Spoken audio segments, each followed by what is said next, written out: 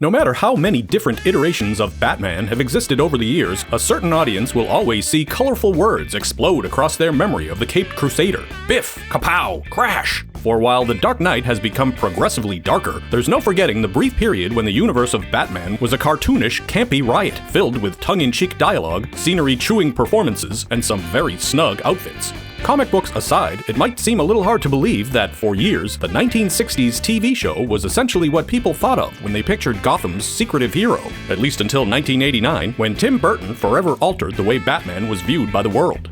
The TV series starring Adam West and Burt Ward ran for 3 seasons on ABC, but Bat fans got an extra dose of Batman soon after the first season concluded with Batman the Movie, essentially a supersized episode that brought 4 of Batman's most famous foes together in one zany, candy-colored package. It contains some of the weirdest, wildest moments you could possibly find in a movie about the Caped Crusader.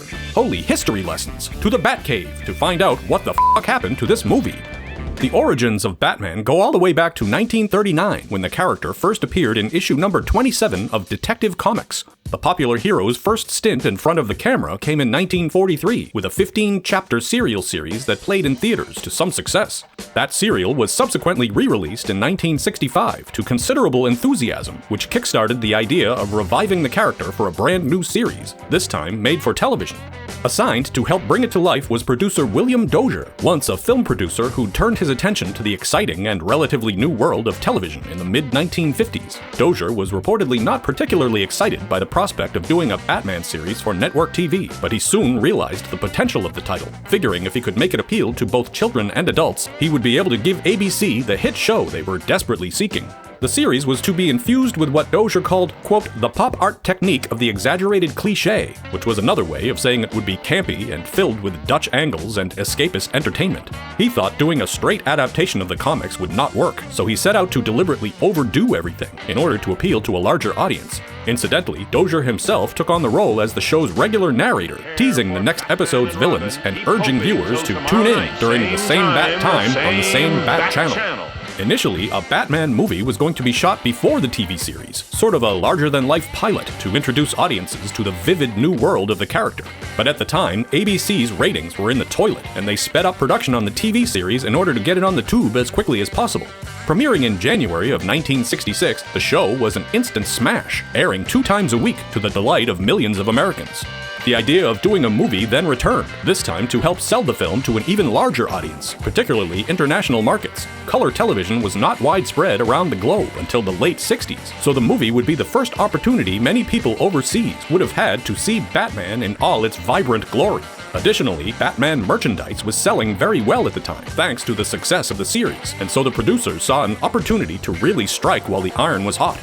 In March 1966, Batman the Movie was officially announced in Variety. It was stated that a large portion of the main cast would return, as well as most of the TV show's production team.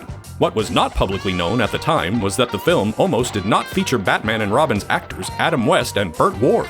According to a 20th Century Fox memo that leaked many years later, Adam West was asking for a salary of $150,000, indeed a very large sum for the time. If the studio did not agree to that demand, West would accept $100,000 with the understanding that he was to be given a star vehicle the next year at a salary of $125,000. Allegedly, Burt Ward was making a similar demand for a substantial raise to co-star in the film. But Fox flinched at this, and the studio was prepared to move forward without West or Ward in the roles they made immensely popular. The internal memo revealed they were actually going to start auditioning new actors immediately in order to stay on schedule. However, deals with the 2 leads were ultimately reached, and the dynamic duo went back to the Batcave, with West supposedly pocketing $100,000 while Ward received $35,000. However, West did get one of his specific requests met. The actor wanted the movie to feature more Bruce Wayne, as the majority of his face was typically concealed by Batman's mask during the TV series. The producers agreed, leading to a handful of extended sequences in the movie featuring Bruce Wayne out of his famous costume. At the studio's request, the story was to feature 4 of the show's most prominent villains, and so Burgess Meredith reprised his iconic Penguin, Frank Gorshin came back as the Riddler, Cesar Romero and his barely disguised mustache returned as the Joker, and Julie Newmar would slink onto the screen once more as Catwoman. principal photography was slated to begin in April of 1966, but it was delayed when it became apparent that Julie Newmar was not going to be able to fulfill her obligation to the part of Catwoman. The reason has been the subject of debate over the years. Some say it was just a conflict in her schedule, as she was just about to start work on another project, while it's also been suggested that she had sustained an injury and would be unable to perform the physicality required for the role. Either way, Newmar was replaced with former Miss America Lee Merriweather, and production was pushed back about 2 weeks. Merriweather had only appeared in one movie prior to Batman, but was a regular fixture on television. Merriweather claimed she got the part after curling up in the chair at her audition and licking her hand like a paw. The script for Batman the movie was supposedly written in just 10 days by Lorenzo Semple Jr., who had helped develop the TV series and wrote several episodes. The story would find the villain quartet, calling themselves United Underworld, formulating a fiendish plot to dehydrate the Global Security Council, while the world's greatest detective and the Boy Wonder use their bat devices, flying fists, and peerless powers of deduction to solve the perplexing puzzles and thwart the evil plans. Shooting would take place over the course of about 30 days in Los Angeles. Director Leslie Martinson, a TV veteran who also directed 2 episodes of the series, would sit behind the camera for the production. The budget for Batman was estimated to be around $1.3 million, approximately 20 times the average cost of a single episode, indicating the studio's faith in the project. The larger budget allowed for some cool new Bat toys to be introduced, such as the Bat Copter and the Bat Boat. The latter, no, not the Bat Ladder, was an original creation by a Texas-based company called Glastron Industries. As thanks for their work on the film, the studio held the world premiere in Austin, where the company's headquarters was located. The helicopter, however, was an already functioning vehicle which was leased by the studio for $750 a day, and was appropriately modified to suit the hero's snazzy style. Footage of the Batboat and Batcopter shot during the film's production was later edited into TV episodes when needed.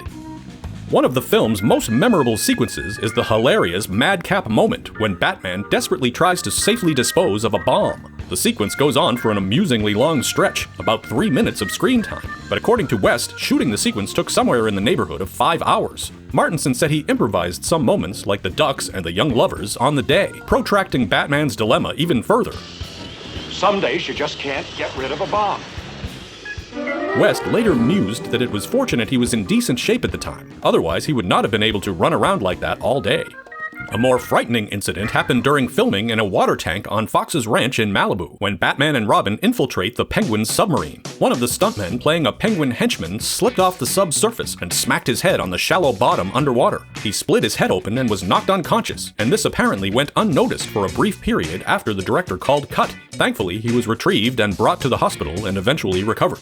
That wasn't the only danger. According to Lee Merriweather, her catsuit costume was very uncomfortable to wear, so much that when outside in the scorching sun, she got severe burns on her shoulders. Ouch!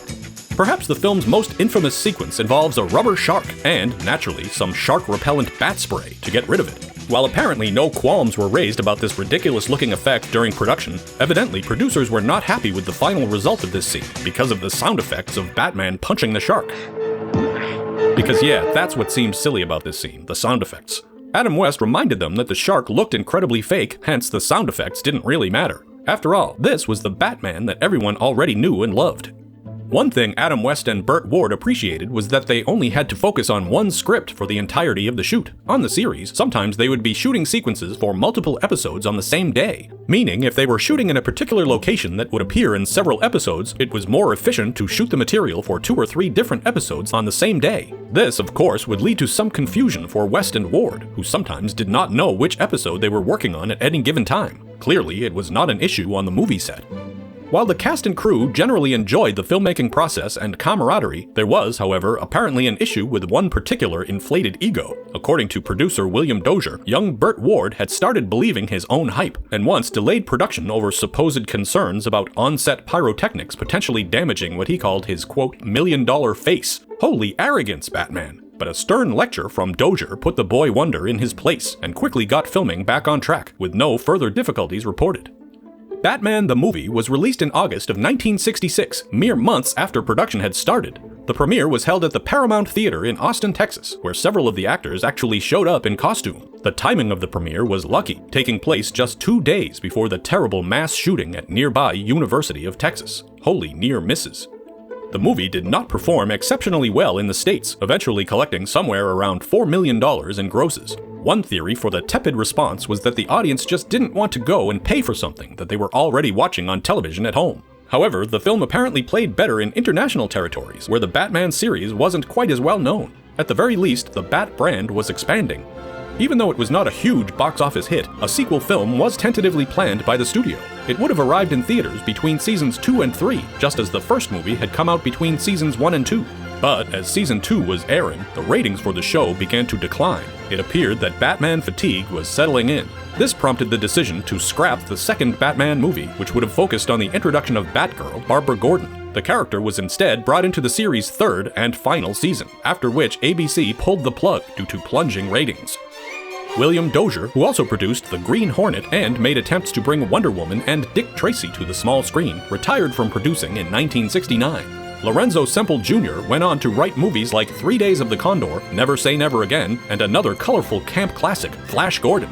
Adam West and Burt Ward were never quite able to shake the typecasting of their iconic costumed roles, but eventually they embraced the show's devoted fan base, making regular convention appearances together right up until West's death in 2017.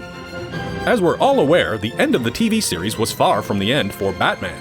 Thanks to persevering on comic pages for decades, the character eventually returned to big screen life in 1989 and has not looked back. Having appeared in over a dozen live-action and animated movies, Batman is still one of the most famous superheroes in the world. For some, the Adam West Batman in all his kitschy, deadpan glory remains the quintessential version of the character. But whether he's gleefully dancing the Batusi or busting heads in a neo-noir hellscape, the Caped Crusader keeps coming back again and again, and not a bomb or a bullet or a squad of supervillains or an explosive shark can stop him. Holy longevity, Batman!